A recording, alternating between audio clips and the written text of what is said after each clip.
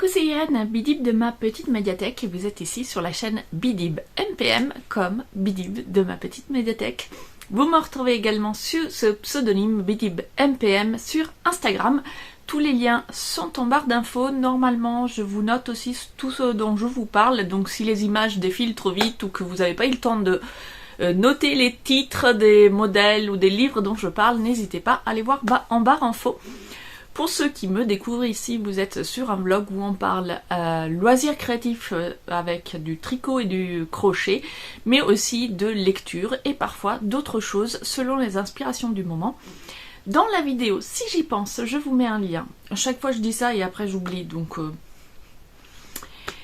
voilà, peut-être vous aurez un lien vers la vidéo que j'ai postée la semaine dernière, je vais y arriver, où je vous faisais part de quelques intentions créatives pour l'année 2026. Mais j'avais pas eu le temps de parler de tous les modèles, donc je reviens aujourd'hui et je commence ce nouvel épisode par la fin de l'épisode précédent, en fait, tout simplement. Donc j'ai pris mon petit carnet, ici c'est Passion Carnet, pour ceux qui ne me connaîtraient pas encore. Donc j'ai ce carnet dédié au tricot et je me suis fait une double page sur tous les encours que j'avais encore au 1er janvier et les envies et intentions pour 2026. Je ne vais pas faire la conclusion intégrale de l'épisode précédent puisque je n'ai pas tous les encours avec moi pour vous les montrer. Je voulais juste conclure aujourd'hui sur les intentions en ajoutant les modèles dont je n'ai pas eu l'occasion de vous parler la semaine dernière. Donc dans la vidéo de la semaine dernière, je vous avais partagé différents modèles et projets que j'avais envie de faire pour 2026, parmi lesquels il y a des créations personnelles, dont un deuxième modèle. Celui-ci c'est le prototype de mon gilet vitaminé, donc je vais en faire un deuxième dans une taille différente, comme ça viendra un petit peu confirmer ma recette. Et ensuite il y avait des tests et aussi des modèles qui sont disponibles sur Ravelry, et parmi les modèles disponibles sur Ravelry, il en reste 4 dont je voulais vous parler, enfin 4, 3 modèles et un autre projet, mais vous allez voir. Parmi les modèles que j'avais déjà repéré depuis un moment et dont j'ai déjà parlé ici, donc je vais passer rapidement, il y a le Milo. Je vais mettre une photo qui est un modèle en fingering et qui est gratuit sur Ravelry. Je l'avais déjà partagé parce que j'avais acheté des laines fingering sur Etsy et je souhaitais réaliser le Milo dans ces laines là. Après coup, j'ai réalisé que moi la laine à même la peau, je ne peux pas la porter, sauf de très rares exceptions. Donc le Milo en laine, c'est une très mauvaise idée. Par contre, j'ai du fil sport qui fait aussi 100 grammes pour 400 mètres, donc ça devrait faire l'affaire. En coton de chez Hobby, des restes de pulls que j'avais réalisés l'été dernier. Et donc je pourrais me faire le Milo en coton et ça ferait un manche longue pour l'intersaison qui pourrait être super sympa. Donc je n'ai pas encore choisi les couleurs parce qu'il me reste pas mal de pelotes encore. Donc est-ce que j'en choisis que 2 comme le modèle original, ou est-ce que je fais quelque chose de plus bariolé? Je ne sais pas encore, on va voir, il faut que je regarde combien il m'en reste et combien il m'en faudrait exactement pour ma taille de chaque couleur. Ensuite, un autre pull que j'avais aussi repéré l'année dernière et que je vous avais également déjà partagé dans une vidéo inspiration. Là aussi, il faudrait que je vous mette les liens vers les vidéos dont je parle, si je faisais ça bien. Est-ce que je vais y penser? Je parie que non, mais... Donc, c'est un pull en crochet que j'avais du coup repéré quand j'avais fait une sélection inspiration pull en crochet. C'est le Sparkling Rainbow Jumper de Catalina Ungureanu. Je ne sais pas comment ça se prononce. Et ce que j'avais mis dans ce pull, alors dans le modèle, vous voyez, il est très coloré, mais c'est un fil qui change de couleur tout seul. Je ne sais pas du tout dans quel fil je vais le réaliser, ni si je vais vraiment le réaliser cette année, mais ce que j'ai aimé dans ce pull, c'est qu'il se construit pas de bas en haut ou de... non. de haut en bas ou de bas en haut, mais il se construit latéralement. J'ai déjà fait 2 pulls. Un que j'ai du coup donné à ma fille, et un autre qui était un prototype de ma conception qui était raté, donc je ne l'ai pas terminé. Mais j'aime bien cette construction comme ça. J'étais en train de me dire non, j'en ai fait un autre, mais non, il n'était pas dans ce sens-là, je sais plus comment il était, non. Il était en un seul panneau, mais dans ce sens-là, je crois. Du coup, voilà, je trouve l'idée originale, et du coup, le point n'est pas dans le même sens, et ça change un petit peu des pulls que je possède, et également pour avoir quelque chose d'intersaison, puisque je pense que là, en pull d'hiver, c'est bon. Jusqu'à ce que soit ils s'abîment, soit je me lasse de les porter, je n'ai plus besoin de pull d'hiver. Surtout que, si vous avez vu la vidéo de la semaine dernière, il va encore y en avoir, donc il faut que j'arrête avec les pulls d'hiver. D'où ces deux inspirations, pull d'intersaison, t-shirt à manches longues on va dire, puisque c'est les manches longues à l'intersaison, c'est quelque chose que je porte beaucoup finalement, et donc j'en ai pas vraiment de fait maison.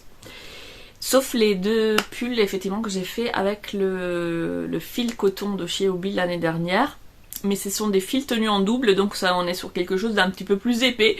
Donc là ça serait du fil de tenue du fil fin, donc ça, voilà, ça fera vraiment des t-shirts à manches longues, on va dire. Et ensuite, le dernier modèle que j'avais noté dans ma liste, c'est un modèle que j'ai déjà commencé. Donc si vous avez vu le tout premier vlog 2026, vous l'avez déjà entreaperçu. Évidemment, j'ai oublié de le prendre avec moi, donc je vous le montrerai dans la prochaine séquence de ce vlog, si j'y pense. Oui, j'y vais y penser, parce que la prochaine séquence, ça sera vous montrer mes encours. Le modèle dont je veux parler, c'est les mitaines Mikado qui m'ont été offertes par une abonnée à Noël et que j'avais donc castonné le 1er janvier. Je les réalise avec des mini circulaires en 3,5 et ça me donne des crampes, donc je fais des petites sections par petites sections. Et comme c'est une répétition de 6 rangs et que je veux pas m'embrouiller, je le fais que quand je suis posée chez moi, que j'ai la liste des rangs devant moi, comme ça je sais que je viens de faire tel rang, etc. Donc pour l'instant ça n'avance pas très vite parce qu'il faut que j'ai le temps de me poser, mais en tout cas je prends beaucoup de plaisir à le faire, si ce n'est que comme c'est des mini circulaires et qu'il y a un point un peu particulier où il faut glisser des mailles, etc. ça me crispe un peu la main, donc j'y vais tranquillement.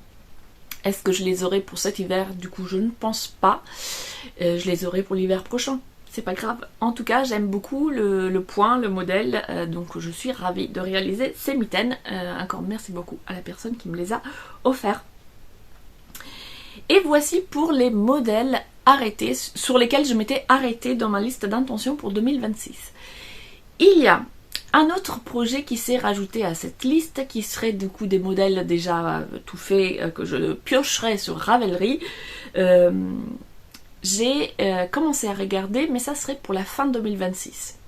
Alors pas pour décembre, parce qu'il faudrait que ça soit prêt pour Noël. Donc il faudrait que je m'y mette à l'automne, quoi, pour en avoir assez pour tout le monde. Je voudrais réaliser des chaussettes de Noël. Non pas des chaussettes à mettre au pied, mais des chaussettes à accrocher à la cheminée pour tous les membres de la famille, puisque Noël dernier, comme à Noël c'est toujours la course, les familles, il y a toujours plein de familles, etc. Il faut aller chez l'un, chez l'autre. Avec ma soeur, on s'est dit que depuis que ma mère était partie de notre région, pas de la terre, on ne fêtait plus la Befana, qui est une fête traditionnelle italienne qu'on fête à l'épiphanie, comme le nom le laisse deviner, et pendant lequel on reçoit des cadeaux dans une chaussette, ou dans un bas, en tout cas, voilà. Et donc, on s'était dit toutes les deux que ça serait finalement beaucoup plus simple pour l'organisation familiale, si au lieu de fêter entre nous Noël, on fêtait la Befana, comme ça renoue un peu avec les traditions de nos origines, et ça allège le moment de Noël pour qu'on n'ait pas à courir entre une famille et l'autre. Et donc je me suis dit super idée, et pourquoi pas réaliser du coup une chaussette par membre de la famille, comme ça il y aura les chaussettes de la Befana, chacun la sienne, et moi ça me fait un projet créatif amusant. Donc j'ai commencé à regarder sur Ravelry, j'ai noté quelques modèles déjà qui me plaisent, je les ai ajoutés à ma bibliothèque, mais le temps voulu, on va dire à l'automne, je vous ferai une petite vidéo dédiée aux chaussettes de Noël. Donc si vous avez, vous, des modèles qui vous plaisent, que vous avez réalisés, que vous savez qu'ils sont bien, etc., n'hésitez pas à me donner les références en commentaire. Comme ça, je pourrais agrémenter et avoir plein de modèles différents. L'idée serait d'en faire une différente pour chacun. Voilà pour ce projet de fin d'année 2026. Et ce matin, je scrollais... voilà, je perdais mon temps sur Instagram, on va dire, et je suis tombée sur une vidéo d'un japonais qui fait des vidéos en français et qui expliquait le haramaki. Qu'est-ce que c'est le haramaki? Et j'ai trouvé ça génial et je me suis dit, mais je peux faire ça au tricot. Le haramaki, c'est une grande ceinture qu'on porte sur le ventre pour garder le ventre au chaud. Et effectivement, avoir le ventre au chaud en hiver, c'est très important. Notamment aussi les reins, pas que le ventre, le dos, etc. Et je me suis dit que ça a été un projet très facile à faire, puisque bah, c'est un rond, donc soit on le fait un peu élastique, soit on le fait... Du coup j'ai regardé un petit peu sur Ravelli en me disant il y a sans doute déjà des gens qui ont designé des modèles, et effectivement il y en a plusieurs. Donc soit on fait quelque chose, par exemple avec des côtes ou quelque chose qui soit élastique et qu'on enfile comme une bande, et soit il y en a qui ont fait ça en mode avec une ficelle qu'on vient nouer. Et donc je me suis dit que ça pouvait être un projet facile à faire et un petit peu original qui pourrait du coup entrer dans mes cadeaux de fin d'année. J'aime bien réaliser des objets faits main pour le mettre par exemple dans un calendrier de l'après. Et donc je me suis dit voilà, ça, le haramaki, c'est quelque chose d'original que les gens n'auront pas déjà vu. Et ça changera de leur faire encore des chaussettes ou des bandeaux pour les cheveux ou des écharpes. Donc voilà, je note l'idée, mais là aussi j'y reviendrai plus tard dans l'année. Voilà pour les petites choses que je voulais vous présenter ce matin. Ma petite pause café, ça y est le café maintenant. Petit clin d'œil. Là la température est... bien comme il faut. Du coup j'en profite pour dire bonjour à Cordelia Vortricot. Petit clin d'œil, elle a le private joke à chacun de ses épisodes sur son café, donc moi je lui en fais un à mon tour. Et j'en profite aussi du coup pour dire bonjour à Thibaut et Martial. Je ne sais pas si vous passerez par ici, mais j'ai regardé avec du retard l'épisode de Noël que j'ai beaucoup apprécié, et donc je vous fais aussi un petit clin d'œil avec mon café. Sur ce, je retourne travailler et je vous retrouverai plus tard dans la semaine pour vous montrer mes encours, et j'ai aussi quelques lectures à partager.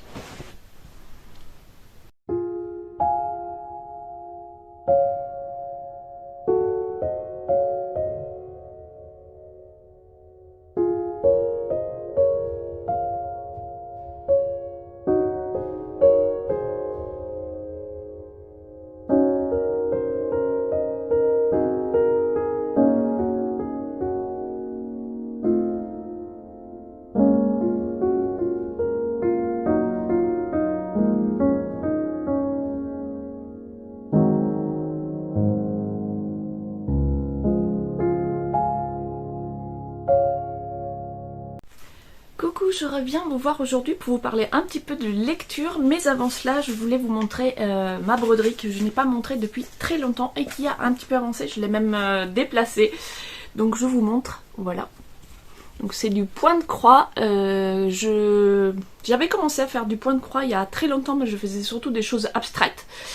Et puis je suis tombée par hasard sur ce kit qui était déstocké en fait dans un magasin de déstock, et je me suis dit ça serait l'occasion de m'y remettre, et donc ça n'avance pas vite évidemment puisque ça prend beaucoup de temps de faire du point de croix, mais j'aime beaucoup et j'ai envie d'en faire plus. Donc celui-ci, donc c'était un kit qui venait avec tous les fils dont on a besoin en petite quantité et un graphique pour faire la broderie puisque la toile est vierge. Comme vous pouvez le constater ici, il n'y a rien et il y aura une rose. Et en fait, j'aime bien comme ça, parce que j'avais pensé à un moment donné, quand je voulais m'y remettre, de prendre des toiles. Il existe des toiles imprimées, donc il y a juste à suivre un peu comme du diamond painting. où voilà, il y a des symboles et on met le diamant de la couleur correspondante. Et ben là c'est pareil, tout est imprimé, on voit le symbole et on met la couleur du fil correspondante. Et je me suis dit, pour reprendre et faire des choses figurées, ça sera sans doute plus simple. Et finalement, comme j'étais tombée sur ce kit, je me suis dit je me lance, je verrai bien. Et j'aime beaucoup l'idée d'avoir finalement la toile vide, parce que déjà quand c'est trop chargé visuellement, moi j'ai du mal à suivre, et du coup là c'est à moi de suivre grâce au graphique. Alors j'ai fait des erreurs, j'ai dû défaire plusieurs fois parce que dans un souci d'économie on va dire, une fois j'avais une couleur, je voulais faire toute la couleur, mais donc il faut compter, je saute 3, etc. Je voulais pas couper les fils, les recommencer après, etc. Et du coup des fois je me suis embrouillée. Donc après je me suis dit peut-être il faut que je coupe les fils un petit peu plus souvent, ou alors je les laissais pendre derrière, mais du coup ça m'embêtait un peu. Donc voilà, il faut que je trouve le bon rythme, combien de mailles je peux laisser pour que... de mailles, n'importe quoi, d'espace pour que ça soit quand même bien et que je m'embrouille pas trop. Mais en tout cas voilà, je suis ravie d'avoir repris le point de croix. Celui-ci voilà, je l'ai fait parce que je l'ai trouvé, il n'y avait pas de but précis. J'ai un tablier à broder qui est donc un tablier tout fait avec un pan ici, avec une toile comme ça qui est vide, dont le but était de le décorer, etc. C'est quelque chose que j'ai récupéré chez ma grand-mère qui faisait entre autres du tricot, mais aussi de la broderie, et donc j'avais récupéré pas mal de ces affaires, puisque bah, dans ma famille il n'y a pas y a personne qui fait les d'art du fil, donc j'avais récupéré un certain nombre de choses, dont ce tablier que j'avais envie de broder pour ma mère, et puisqu'elle utilise beaucoup les tabliers. Et en faisant cette rose, je sais qu'elle aime les broderies, je peux vous spoiler hein, parce qu'elle me regarde pas, donc je peux y aller. Et je sais qu'elle aime les broderies fleuries, et donc au départ je m'étais dit je vais broder ce petit carré, et puis je l'intégrerai dans un projet que je vais faire pour elle, et après je me suis souvenue que j'avais ce tablier, et je pense que le tablier étant d'un vert un petit peu de cette couleur là, cette rose pourra aller très bien. Donc je ne sais pas si une fois je l'ai fini j'aurai assez de fil pour en faire une deuxième, mais j'ai... Est-ce que... Non, j'ai pas. J'allais dire j'ai les références, mais non, mais je dois les avoir là-dedans quand même. Oui, donc il y a bien les références des couleurs de fil de chez Dean. Non, de chez... Excusez-moi, de chez DMC. Pourquoi Dean? Je ne sais pas. Donc je pourrais, si j'ai pas assez de reste de fil, réacheter les bonnes couleurs et faire cette même rose directement sur le tablier. Et celui-ci, je l'utiliserai plus tard, je ne sais pas pourquoi faire. Peut-être l'intégrer dans un sac. Ça pourrait être sympa. Voici pour la petite broderie qui a avancé, que je vous avais pas montré depuis très longtemps. Qui avance, voilà, c'est à l'occasion, je l'ai sur mon bureau quand je dois regarder une visioconférence ou quelque chose comme ça, ou si je regarde un podcast et que j'ai même un livre et que je peux me concentrer sur ce que je fais en même temps que j'écoute, j'avance un petit peu. Je reprends ma tasse de café sur ma tasse, ma tasse du moment, c'est la tasse Puka. Je ne sais pas si vous connaissez Puka, alors Puka, hop, c'est elle, et c'était un peu les Hello Kitty coréens. Voilà, il y a plein d'objets, de trucs, j'ai eu un moment passion Puka, donc j'ai des sacs Puka, j'ai des tasses Puka. Voilà. Maintenant passons à la lecture. Je vous avais parlé dans une précédente vidéo, le premier vlog je crois de l'année, je vous ai dit qu'on s'était donné un rendez-vous avec ma fille, qui habite encore avec moi, et le soir on se donne un rendez-vous lecture, donc on prend 30, 40, 50 minutes, ça dépend de notre motivation et de ce qu'on a à faire, mais on se prend un temps où on se trouve toutes les deux pour lire, chacun son livre, donc on s'installe ensemble, on se prend une petite boisson, nos livres, des chips, enfin bon bref, c'est un moment, apéro lecture on va dire. Et du coup c'est un rendez-vous qui m'oblige à me poser pour lire, et j'adore, je progresse vraiment ces derniers temps. Je lisais énormément il y a quelques années, et depuis 2 ans le nombre de livres que je lis diminue. Et c'est pas vraiment un manque de temps, c'est un manque de prendre le temps pour faire ça, parce que j'étais fatiguée, du coup c'est plus facile d'allumer la télé, prendre un tricot, et ça me demande moins de concentration. Et puis je trouve toujours un truc à faire, il faut faire à manger, voilà, etc. Et en faisant du tricot, finalement, avant je faisais du crochet, mais je faisais du crochet le soir après le dîner. Et en fait, quand je me suis mis au tricot, en même temps, ça m'a beaucoup aidé. Je digresse. Je digresse tout le temps. Mais bon, peut-être que ça peut intéresser des gens, ce que je raconte. En fait, j'ai passé une période assez difficile, notamment avec le travail. Je pense que j'étais pas loin du burn-out, etc. Et en fait, j'étais épuisée, j'arrivais plus à rien, etc. Donc lire, j'y arrivais pas parce que ça me demandait de la concentration et je lisais 3 fois la même phrase. C'était vraiment compliqué. Et pour moi qui lisais énormément, etc., c'était d'autant plus frustrant. Et finalement, en découvrant le tricot, ça m'a quand même aidé. Du coup, j'avais l'impression que je regardais énormément la télé, ça me vidait la tête. En même temps, ça me faisait du bien de vider la tête, parce que quand on est en train de se prendre la tête toute la journée sur ses problèmes, mais juste regarder la télé, ça m'angoisse. Et du coup, de tricoter, je pouvais passer des après-midi entières à créer des pulls en regardant des séries, des films, des choses. Ça me vidait la tête, ça me faisait du bien, et en même temps, j'avais pas ce sentiment de n'avoir rien fait, j'avais fait un pull. Mais du coup, j'ai lu de moins en moins, tricoter de plus en plus. En plus, il y avait un truc un peu addictif. Ben, on a envie de finir le pull, on a envie de finir le châle, finir le projet, etc. Et du coup, lire un livre papier en tricotant, j'y arrive pas. Je sais qu'il y en a qui le font. J'ai vu même, il y a des petits supports qui peuvent tenir la page ouverte, etc. Moi, comme je vous disais, je suis dyslexique. Suivre les lignes, c'est compliqué. Ça me demande de la concentration, rien que juste savoir à quelle ligne je suis dans la page. Donc si j'ai un support et que je tricote en même temps, même si je suis capable de tricoter du jersey sans regarder, je suis pas capable de suivre la ligne d'un livre qui serait posé là en fait. Il faut que je l'ai là, que je le tienne, voire même je mets mon doigt pour savoir où j'en suis sur la page. Donc lire du livre papier et tricoter en même temps, j'y arrivais pas. Donc je me suis mis au livre audio et ça c'était super parce que du coup ça me permettait quand même de rester dans le monde de l'imaginaire, des romans et de pouvoir tricoter en même temps. Donc voilà, ça c'était une super découverte. J'ai été jusque-là assez sceptique et finalement j'ai adoré le concept. Mais de lire des livres papier, ça me manquait d'une part, et d'autre part, j'ai une bibliothèque, comme vous pouvez voir, mes bibliothèques sont pleines. Là, ce n'est que un bout de ma bibliothèque manga. Et du coup ça me manquait, et de faire ce rendez-vous lecture où du coup on se retrouve ensemble et c'est un moment où je vais pas faire autre chose, je vais pas me mettre à tricoter, c'est un rendez-vous pour lire. Et moi ça me motive j'allais parler comme avec ma fille, ça me motive de ouf. Et je lui allais parler, je dis voilà moi je trouve ça super, et elle me dit elle aussi, c'est vrai que ça, comme elle est dans ses révisions pour le bac et tout, ça l'oblige aussi à prendre un petit temps où elle avance dans ses romans, et c'est très très sympa à faire. Donc voilà pourquoi j'ai avancé dans mes lectures qui étaient en stand-by depuis longtemps. Donc j'avais repris ce roman, le Lutte d'ébène de Panagiotis Agapitos. Les références, je vous les mets de toute façon en barre d'infos, ne vous inquiétez pas.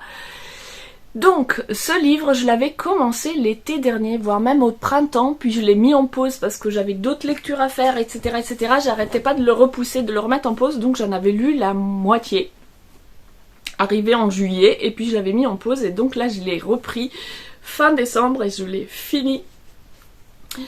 Et j'ai aimé ce roman. C'est une... Qu'est-ce qu'il dit? Alors, je sais plus, c'est une trilogie, une quadrologie, je sais pas comment ça s'appelle. Ah, j'ai pas mes lunettes, je vois rien. Nanana, aussi. Mais alors, c'est marqué où? Je sais que je l'ai vu. Et donc, c'est le premier roman de l'auteur qui met en scène les enquêtes de Léon, le protospater, et inaugure une trilogie. Voilà, je savais bien que j'avais vu. Donc quand j'avais fait un point à la moitié du livre, je me disais je suis à la moitié du livre et l'enquête elle commence à peine, je comprends pas, je trouvais que ça n'avançait pas, qu'on n'avait aucun indice, etc. Et du coup quand j'ai vu trilogie, je me suis dit ça se trouve, c'est pas une enquête pour un volume, en fait si si, c'est une enquête pour un volume, donc dans la trilogie, on va avoir 3 enquêtes. Mais effectivement, ce premier tome prend vraiment le temps. Ça démarre pas direct avec l'enquête. Léon est le protospater est donc un envoyé de l'empereur qui part pour une ambassade à Bagdad, et dans son voyage il s'arrête à Césarée, si je prononce bien, Césarée en Cappadoce, donc qui est au milieu de l'actuelle Turquie. Normalement, voilà, il y a des cartes. Voilà, donc vous avez ici, c'est la Turquie, Byzance, et donc Césarée, c'est là, qui à l'époque donc est à la limite de l'Empire byzantin, puisque la frontière, elle est là. Et donc il est dans cette ville frontalière, et il arrive avec son ambassade, et il se trouve qu'au moment où il arrive, est découvert le corps d'une jeune fille, la fille du juge, qui a été sauvagement assassinée, et le juge est du coup dans tous ses états, il est incapable de pouvoir enquêter sur la mort de sa propre fille, et du coup il y a tous les titres des rôles dans la société byzantine, je ne saurais pas tous les retenir. D'ailleurs, je les confondais dans le roman, mais il y a un lexique qu'on peut s'y retrouver. Mais du coup, des fois, on disait le protospater. J'étais alors, c'est qu'il est le protonotaire. Alors lui, il fait quoi? En tout cas, il y a quelqu'un, un chef militaire en fait, qui dirige cette ville. Le stratège dirige cette ville, et du coup, il demande à Léon si il veut bien prendre en charge cette enquête, puisque le juge est hors d'état d'agir, on va dire. Et donc Léon va accepter de mener l'enquête sur cette mort. Il découvre qu'il y a eu d'autres jeunes femmes qui ont disparu, qu'il y a d'autres morts, etc. Et donc il commence son enquête. Et c'est très chouette parce que ça nous fait découvrir donc la vie pendant l'Empire byzantin. Là on est en 832, donc il y a à la fois l'enquête, la vie dans cette ville de l'Empire byzantin, avec les bordels, les quartiers, les différents quartiers, toutes les hiérarchies au niveau de l'organisation de l'Empire, et les monastères, etc., etc. Les conflits religieux à l'intérieur du christianisme de l'époque, entre ceux qui sont pour les icônes, pour l'idolâtrie, c'est ça? Des icônes, donc les iconolâtres, je ne sais pas, et les autres qui au contraire veulent surtout pas qu'il y ait d'icônes, etc. Enfin bon bref, donc il y a tout un contexte historique hyper intéressant, aussi les contextes géopolitiques, donc puisque déjà on est à une ville frontalière, et puis il y a des possibles, enfin la paix entre l'Empire byzantin et l'Empire de Bagdad, qui est très fragile, avec voilà, tout un tas de manœuvres, des espions, etc. Donc le contexte historique est hyper intéressant. Si vous aimez les romans historiques et que vous avez envie de découvrir, parce que personnellement, en tout cas, des romans qui se déroulent dans l'Empire byzantin, j'en avais encore jamais rencontré. Donc c'était un contexte historique que je ne connaissais pas, qui est bien présenté. À la fin du roman, il y a même un petit chapitre pour réexpliquer le contexte historique du roman, une postface écrite par l'auteur qui explique donc le contexte historique de l'époque. Les personnages qu'on rencontre dans le roman sont directement inspirés de personnages historiques, notamment Léon. Parce que comme j'y connaissais rien, et quand j'ai vu Léon, j'ai cherché, et que j'ai parlé dans le blog, donc ma petite médiathèque, si vous voulez aller voir, j'ai parlé de ce roman, et je cherchais des images dès l'époque pour illustrer mes articles. J'aime bien mettre des peintures, des choses comme ça, pour illustrer les articles, et donc j'ai trouvé des mosaïques, je crois que c'était une mosaïque ou une peinture, je ne sais plus, où on voyait l'ambassade de Léon, je ne sais plus qui. Et je me suis dit, ah, c'est marrant, on dirait, du coup, c'est Léon comme le personnage, etc. Ben, en fait, c'est pas un hasard, c'est directement inspiré de ce Léon-là. Et on croise aussi un prince qui existait vraiment aussi. Et donc, voilà, c'est bien sûr romancé, hein, c'est pas leur vraie vie, mais ce sont des personnages historiques qui ont vraiment existé, qu'on croise dans ce roman. Donc c'est intéressant. Pour ce qui est de l'enquête, j'ai trouvé que c'était très long à démarrer et à la fin la solution elle tombe un peu voilà, c'est moi j'aime bien quand on nous donne des indices qu'il y a des suspects, que l'enquêteur fait part de ses soupçons et que nous on puisse en tant que lecteur se dire ah oui c'est vrai que lui il a l'air suspect mais est-ce que c'est vraiment lui, je pense pas parce que etc. Là il y a un type que dès qu'on le rencontre on se dit lui il est suspect et mais du coup je peux pas vous raconter. Mais j'ai trouvé ça manquait de... On participe pas vraiment à l'enquête et que le roman est très long et en fait l'enquête commence à prendre vraiment forme. On est déjà aux 2/3 du roman. Et donc voilà, si vous aimez les enquêter avec l'enquêteur de romans policiers, ça manque un peu. Mais le côté historique, très chouette. Donc je lirai, quand ils sortiront, les 2 autres romans de cette série avec grand plaisir. Ensuite, quand j'ai fini celui-là, j'ai enchaîné avec un nouveau roman. Je vous ai dit, j'avais reçu en décembre 2 romans, les 2 me faisaient très envie. Donc j'ai demandé à ma fille de choisir pour moi et elle a choisi celui que elle m'a offert parce qu'elle avait très hâte que je le lise bien sûr parce que c'est elle qui me l'a offert et aussi parce qu'elle veut le lire et elle voulait que je le lise avant. Donc c'est frustrant pour moi parce que comme elle veut le lire, je n'ai pas le droit de lui raconter rien et quand l'idée de lire chacune dans son coin mais ensemble, c'est que de temps en temps aussi on se dit ah là il arrive ça, c'est un truc de dingue etc. Là je peux rien dire, à chaque fois je suis là ah là me dis pas. Mais voilà, je suis en train de lire L'énigme de Turnglass de Gareth Rubin, bref. Vous irez regarder la description pour avoir les références.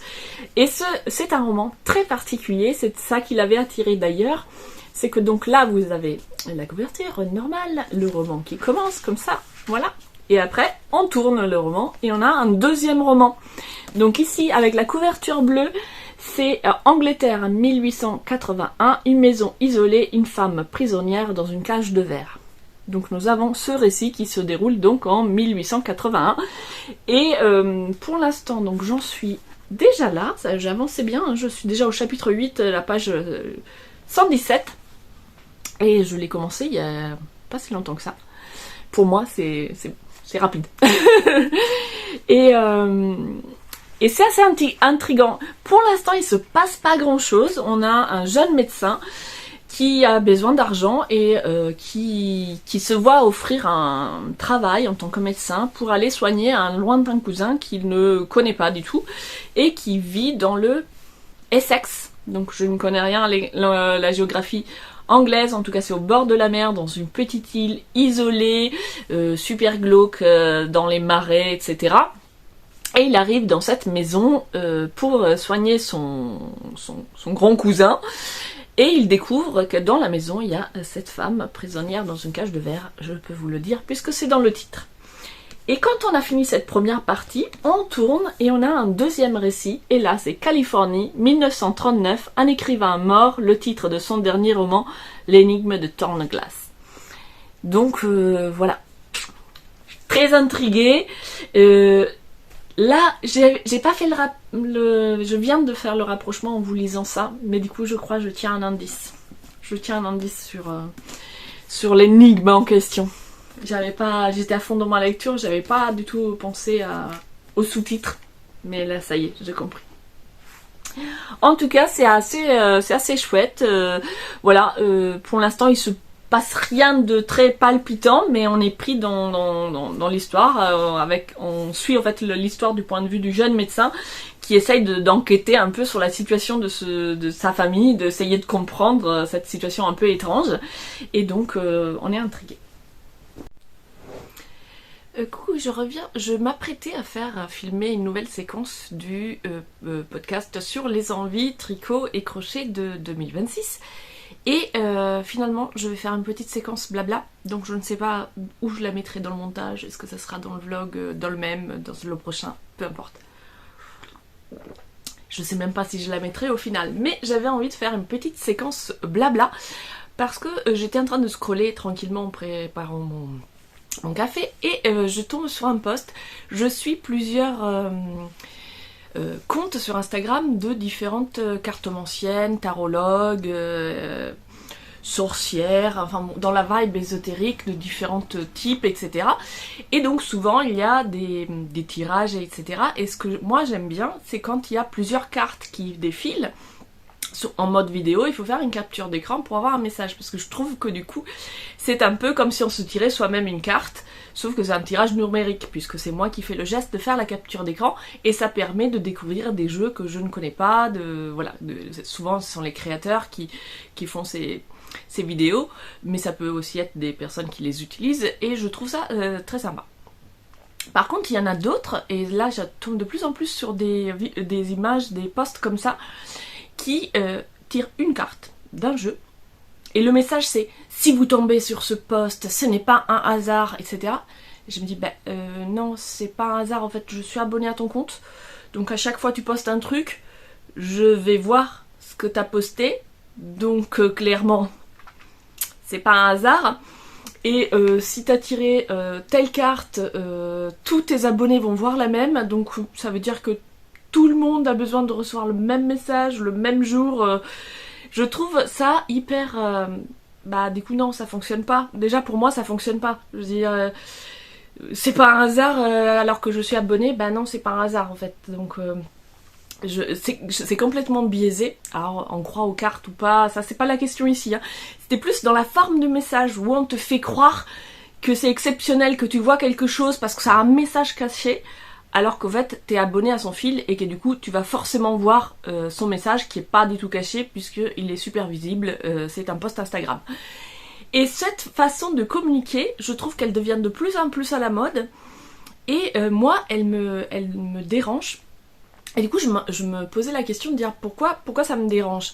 Et en fait dans ma réflexion que j'ai envie de partager avec vous, après dites-moi si vous partagez mon point de vue ou pas du tout, tant qu'on reste dans la bienveillance, ça c'est pas une question de jugement, c'était une question de comment moi je perçois ça.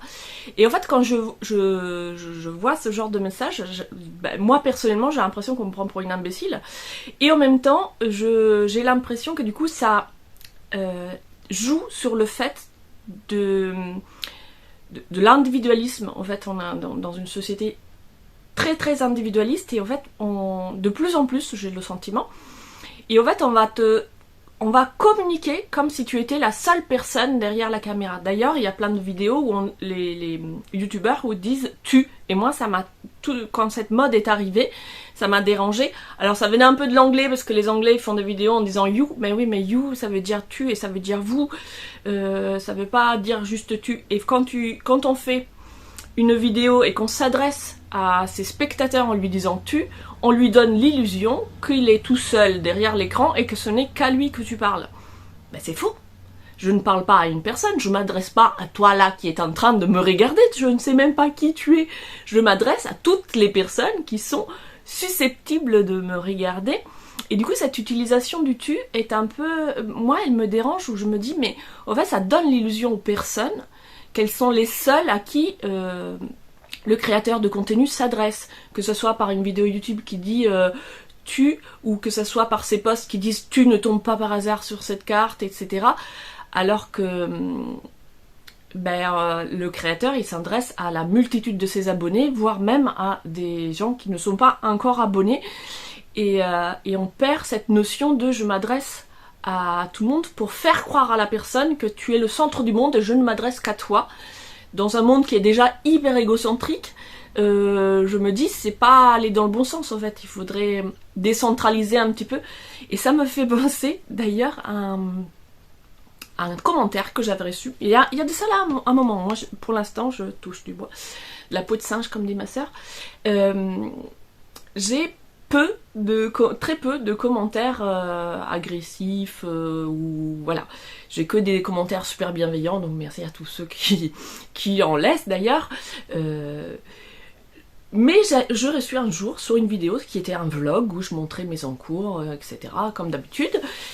Et je reçois un commentaire en disant j'aime pas votre vidéo, c'est pas un tuto. Du coup moi j'ai rigolé, j'étais là. Ouais je sais, merci de m'informer que ma vidéo n'est pas un tuto, c'est moi qui l'ai faite, donc je sais que c'est pas un tuto.